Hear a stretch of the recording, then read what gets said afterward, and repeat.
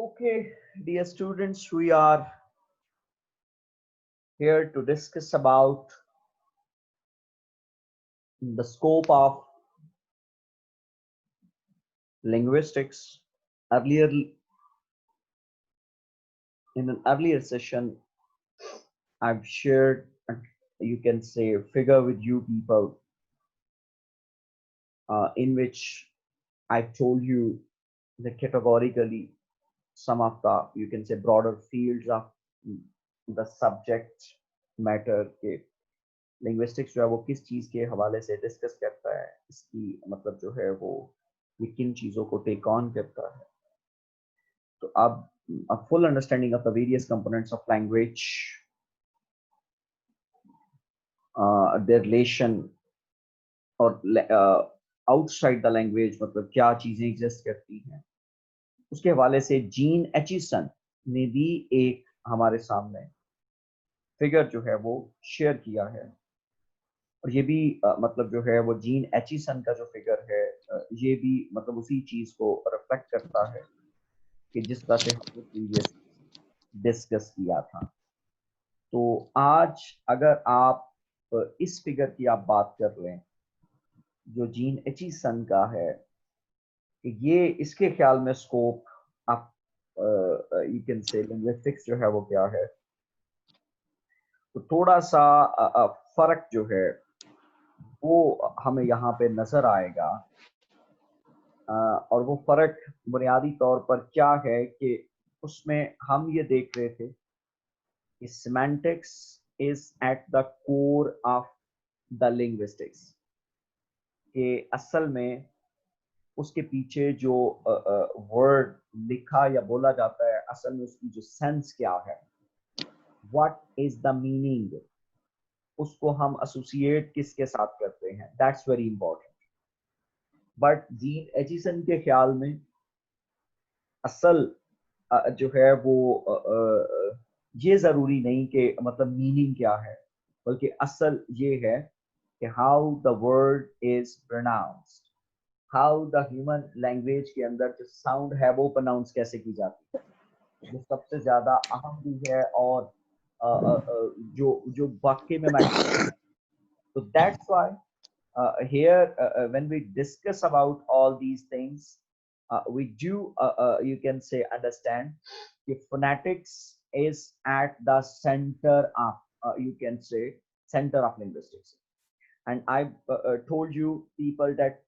when we say about the term phonetics, basically we are discussing about all the possible human languages, human sounds which are uttered in across the languages of the world. कि पूरी दुनिया की जुबानों के अंदर जो human sound जो बोली जाती हैं वो सारी की सारी फोनेटिक्स में शामिल होती हैं. Phonetics basically human sound system, उसकी प्रोनाउंसिएशन, उसके यू कैन से रिसिपिएंट और उसका जो ट्रेवल है जिसको आप अकूस्टिक फोनेटिक्स के साथ एसोसिएट करते हैं, ये इनके साथ मतलब जो है वो लिंक करता है कि कौन कौन से जो आर्गन्स हैं वो जो है वो स्पीच प्रोड्यूस करते हैं, तो उसको आर्टिकुलेटरी फोनेटिक्स कहते हैं. फिर दूसरे नंबर पर वो मतलब जो है वो ट्रैवल साउंड कैसे करती है, तो मतलब जो है वो हमारे मुंह से निकलने वाले जो अल्फाज हैं वो साउंड की शक्ल में ट्रैवल कैसे करते हैं, तो वो अकूस्टिक फोनेटिक्स कहलाती है. और फिर जब वो किसी कान के ऊपर फॉल करती है और उसको ब्रेन तक लेके जाती है, तो उसको फिर ऑडिटरी फोनेटिक्स का नाम दिया जाता है. और ये जो सिलसिला है ये हकीकी मायनों के अंदर उसके ख्याल में असल में फोनेटिक्स जो है वो सबसे ज्यादा अहम है, और वो समझता है कि फोनेटिक्स की जो पोजीशन है दैट्स मोर इम्पोर्टेंट. उसके बाद आप इसी मतलब जो है वो नेक्स्ट जो आपको सर्कल नजर आ रहा है उसमें आपको दो और एलिमेंट नजर आ रहे हैं, एक फोनोलॉजी है और दूसरा जो है वो ग्रामर है. कि फोनेटिक्स के अगर टॉप वाले पोर्शन की तरफ आप बात कर लें तो उसमें आपको जो अहम तरीन नजर आएगा that would be called phonetics, कि उसको आप जो है वो सॉरी फोनोलॉजी जो है वो उसके साथ एसोसिएटेड है. और निचले इसी के अंदर अगर आप बात कर लें तो यहाँ पर आपको जो नजर आएगा that would be called, I must say you people, कि इसको हम लोग जो है वो ग्रामर के साथ एसोसिएट करेंगे. तो अब आप यहाँ पर भी इस डायग्राम के अंदर भी जीन एचिसन की जो डायग्राम है, इसके अंदर भी आप अंदाजा लगा सकते हैं कि किस तरह से चीजें जो हैं वो आपस में लिंक करती हैं। ग्रामर से मुराद यहाँ पर फिर वही ग्रामर है जिसको आप मतलब जो है वो एसोसिएट करते हैं लिंग्विस्टिक्स के साथ, और ये दो चीजों का मजमुआ है मॉर्फोलॉजी और सिंटैक्स। और नेचुरली जब आप ग्रामर की बात कर रहे हैं तो अगर मतलब जो है वो कहता है कि जिस तरह से एक लैंग्वेज की मतलब जो है वो एक लैंग्वेज की जो स्पीच साउंड्स हैं, एक लैंग्वेज के अंदर जो वॉल्स और कॉन्सोनेंट साउंड्स हैं, अगर वो एग्जिस्ट कर रही हैं तो उसके साथ साथ उसकी मतलब जो फॉर्मेशन है उन साउंड्स को सिमुलेट कैसे करना है, यानी कि सबसे पहले morphology, how the words are formed, और फिर उसके बाद दूसरे नंबर पर आ जाता है syntax, how the sentences are formed. तो ये दोनों चीजें जो हैं वो यहाँ पर एग्जिस्ट करती हैं। उसके बाद अगर ऊपर वाले पोर्शन की तरफ आप बात कर लें तो यहाँ पर आपको एक और मतलब जो है वो नजर आता है, दैट इज कॉल्ड सिमेंटिक्स। हम मतलब जो है वो इसको एसोसिएट करते हैं व्हाट इज द मीनिंग, यानी कि उनके ख्याल में जो जीन एचिसन है उसका ये ख्याल कहता है कि सिर्फ ये नहीं है कि हम फोनेटिक्स की बात कर रहे हैं, बल्कि फोनोलॉजी और ग्रामर के बाद जो अगला अहम मरहला है वो सेमेंटिक्स का है, कि हम जो लफ्ज जो सो, क्योंकि वो कहता है कि साउंड्स पहले प्रोड्यूस होती हैं, जो उनकी स्ट्रक्चर है वो पहले बनता है, हाँ वो वर्ड्स का स्ट्रक्चर हो, हाँ वो जो है वो स्ट्रक्चर हो इसका सेंटेंसेस का सिंटैक्टिकल स्ट्रक्चर हो, ये पहले बनता है। साउंड्स और ग्रामर ये पहले से मतलब जो है वो ऑर्गेनाइज होते हैं, ये साउंड्स प्रोड्यूस होती हैं और उनको एक सिस्टमैटिक वे के साथ प्रोड्यूस किया जाता है, और फिर उसमें मतलब मॉर्फोलॉजी का एलिमेंट एग्जिस्ट करता है, और दूसरे नंबर पर जो दूसरा बड़ा एलिमेंट है हम उसको एसोसिएट करते हैं जो है वो सिंटैक्स।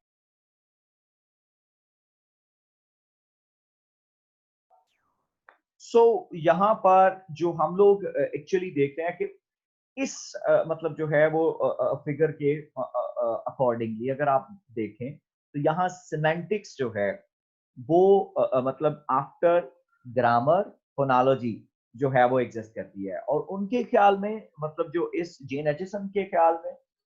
जो बुनियादी तौर पर जो ग्रामर है मतलब उसमें दो पोर्शन जैसा कि मैं आपको बता रहा था, एक जो है वो आपका मॉर्फोलॉजी है और दूसरा आपका सिंटैक्स है। वो कहता है कि सबसे पहले साउंड सिमुलेट होती है, मीनिंग लास्ट पे जाता है। सो मीनिंग जो है वो सेकेंडरी नोयत का है, वो बाद में आएगा, लेकिन सबसे पहले चूंकि लैंग्वेज का ताल्लुक बोलने से है एज कंपेयर टू स्पीकिंग के साथ, अगर हम लोग ये देखें तो उसके साथ इसका ताल्लुक होने की बजाय इसका ताल्लुक जो है वो बोलने के साथ है। दैट्स व्हाई वो फोनोलॉजी और ग्रामर को प्राइमरी इंपॉर्टेंस देता है, और जो सिमेंटिक्स है उसको वो सेकेंडरी इंपॉर्टेंस के साथ जो है, और सबसे जो कोर पर रखा है उसने वो फोनेटिक्स है। अब इस तरह से अगर आप इसी जो है वो फिगर की आप बात कर लें तो आपको यहाँ पर जो है वो इस फिगर के इर्द गिर्द जो है वो अदर सब्जेक्ट्स जो दूसरी ब्रांचेस ऑफ नॉलेज है वो आपको नजर आ रहे हैं। तो जिस तरह से सोशियोलॉजी है, एंथ्रोपोलॉजी है, फिलोसफी है, लिटरेचर है, कम्युनिकेशन है, इंजीनियरिंग है, फिर लैंग्वेजेस हैं, फिर साइकोलॉजी है। तो कहता है कि ये तमाम जो सब्जेक्ट्स हैं ये भी लैंग्वेज के साथ जो है वो लिंग्विस्टिक्स के साथ आपस में इंटरलिंक करते हैं। तो जिस तरह से इस सब्जेक्ट का जो स्कोप है वो कंपैरेटिवली बहुत ज्यादा हो जाता है। अब अगर इसी तरह से देखा जाए तो सोशियोलॉजी सोशियोलॉजी बेसिकली स्टडी करती है मुआशरे को, और जब आप सोशल लिंग्विस्टिक्स की बात करते हो तो इससे मुराद यही है कि किस तरह से सोसाइटी के अंदर लैंग्वेज जो है वो मूव करती है। इसी तरह से एंथ्रोपोलॉजी एंथ्रोपोलॉजी का जो ताल्लुक है वो बेसिकली ह्यूमन बीइंग्स के साथ है। हाउ डिड ह्यूमन बीइंग जो है वो कम इनटू बीइंग, वो किस तरह से, और लैंग्वेज का आगाज कैसे हुआ। तो वो इसको मतलब सोशियोलॉजी के साथ एंथ्रोपोलॉजी या एथनोलिंग्विस्टिक्स के किस तरह से जबान जो है वो एक शनाख्त का जरिया बन जाती है, तो वो उसको एसोसिएट करता है एंथ्रोपोलॉजी के साथ। फिर उसके बाद फिलोसफी, डिफरेंट जो फिलोसफी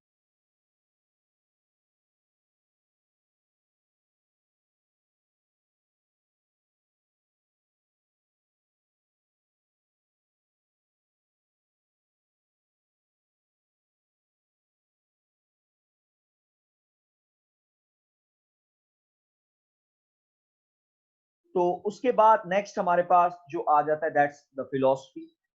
और जो फिलोसॉफिकल लिंग्विस्टिक्स है जिसमें मुख्तलिफ आइडियाज लैंग्वेज के हवाले से शेयर किए जाते हैं, that's the part of philosophy, और हम इसको फिलोसॉफिकल लिंग्विस्टिक्स के साथ एसोसिएट करेंगे। फिर जब लिटरेचर और लैंग्वेज आपस में एग्जिस्ट करते हैं, तो मतलब आपस में कनेक्ट करते हैं, तो हम इसको स्टाइलिस्टिक्स के साथ एसोसिएट करते हैं कि स्टाइल बेसिकली जिस तरह से आपने क्रिटिसिज्म की बात करते हैं, प्रैक्टिकल क्रिटिसिज्म की, कि आप किसी लैंग्वेज को प्रैक्टिकली जो है वो किसी पोएम को आप देखते हैं, किसी जो है वो टेक्स्ट को आप देखते हैं,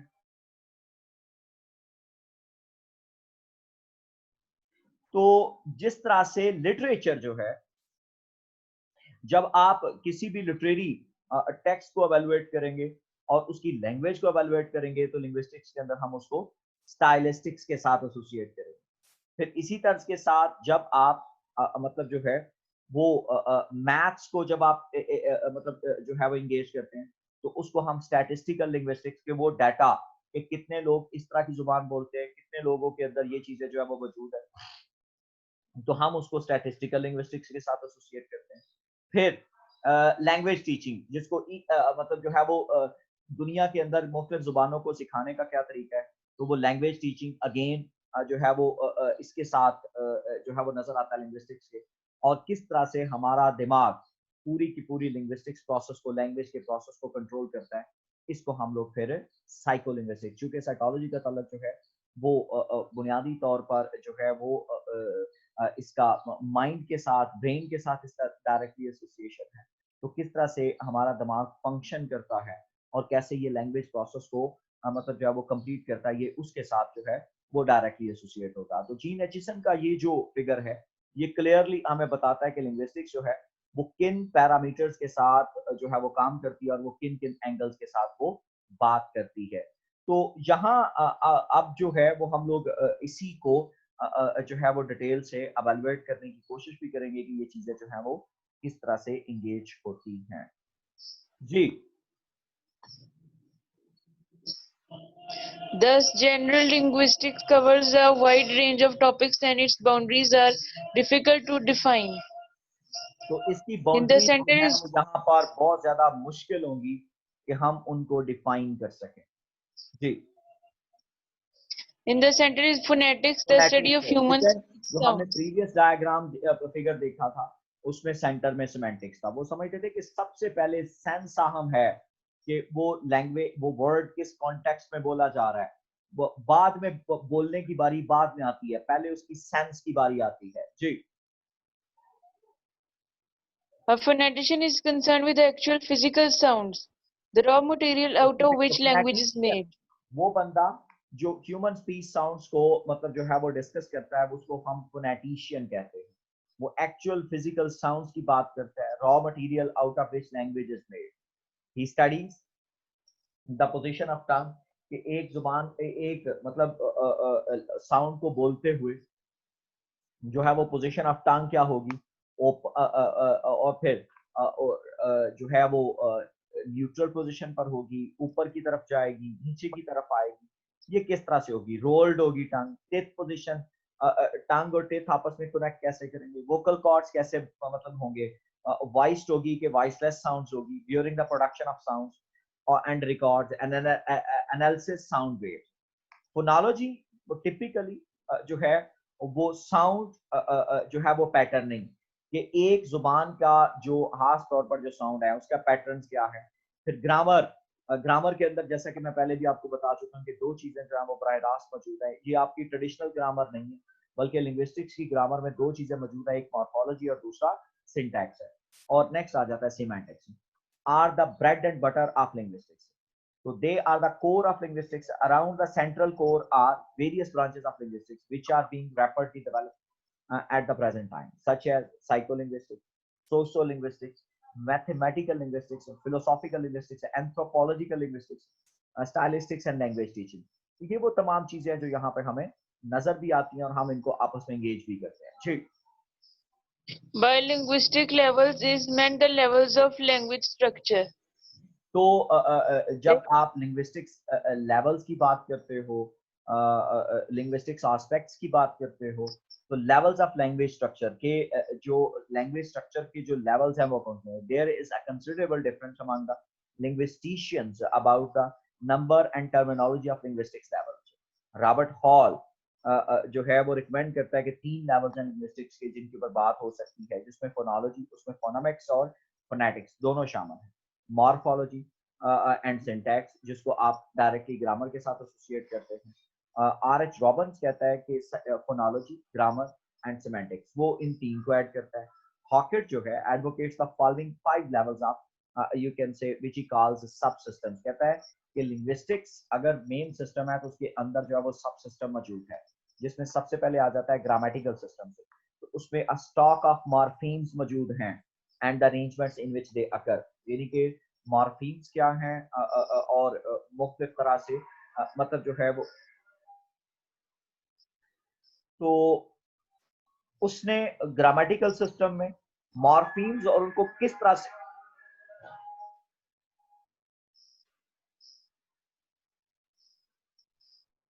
तो ग्रामेटिकल सिस्टम में स्टॉक ऑफ मॉर्फीम्स और इस किस तरह से ये आपस में कनेक्ट होते हैं और किस तरह से ये आपस में एंगेज होते हैं, ये जो है वो यहाँ पर हमारे साथ जो है वो कैरी करते हैं। सो इन विच दे अकर। उसके बाद phonological system, stock of phonemes, जाहिर सी बात है आप दुनिया की कोई भी आप जुबान उठा लें, उसमें से किसी एक के अंदर कुछ फोनीम्स होंगे जो लिमिटेड नंबर होंगे, और असाइनमेंट्स इन विच दे अकर, और वो किस तरह से अकर करते हैं।